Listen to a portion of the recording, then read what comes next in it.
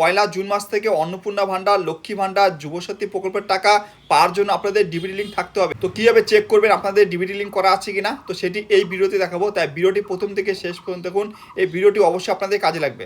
এর জন্য গুগলে গিয়ে সার্চ করতে হবে, উমং লিখে সার্চ করে উমংয়ের পোর্টালটি চলে আসবে। জাস্ট ক্লিক করুন। ক্লিক করার পর আপনাদের লগ ইন করে নেবেন। রেজিস্ট্রেশন হওয়ার পরে আপনারা কিন্তু এই উমং পোর্টাল থেকে অনেক কিছু কাজ করতে পারেন, অনেক সার্ভিস অ্যাভেলেবেল আছে, তো দেখে নিতে পারেন। তো আমি আপনাদের দেখাবো আপনাদের ডিবিটি লিঙ্ক করা আছে কিনা এবং কোন ব্যাংকের সাথে ডিবিটি লিঙ্ক করা আছে। এর জন্য সার্চ এরপর ক্লিক করতে হবে, লিখতে হবে আধার শেয়ারিং, লিখে সার্চ করলে এনপিসিআই যে সার্ভিসটি আধার শেয়ারিংয়ের সেটা চলে আসবে। তো জাস্ট এরপর ক্লিক করুন আধার শেয়ারিং। ক্লিক করলে আপনাদেরকে এনপিসিআই পোর্টাল নিয়ে যাবে। তো এখান থেকে আপনারা দেখুন অনেক কিছু কাজ করতে পারেন, আধার শেয়ারিং স্ল্যাশ ডিশেয়ারিং, আধার ম্যাপ স্ট্যাটাস। তো আমি আপনাদের ডিবিটি লিঙ্ক করা আছে কিনা সেটা দেখাবো। এই জন্য আধার ম্যাপ স্ট্যাটাস ক্লিক করতে হবে, আধার নম্বর দিবেন, ক্যাপচারটি দিবেন, চেক স্ট্যাটাস এরপর ক্লিক করবেন। এরপর ওটিপি নম্বরটা দেওয়ার পর কনফার্ম করবেন। কনফার্ম করলে দেখুন আপনাদের সামনে আধার ম্যাপ স্ট্যাটাস শো করবে, মানে আপনার ডিবিটি লিঙ্ক কোন ব্যাংকের সাথে লিঙ্ক আছে।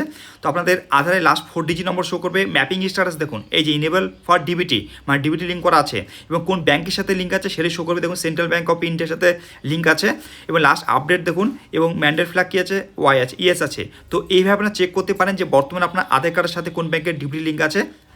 আর আপনারা যদি ব্যাংক চেঞ্জ করতে চান, এর জন্য আপনাদের আধার শেয়ারিং স্ল্যাশ ডিশেয়ারিং উপর ক্লিক করে আপনাদের ফর্মটি ফিল আপ করতে হবে। তো কীভাবে ফিল আপ করতে হবে নেক্সট ভিডিওতে দেখাবো।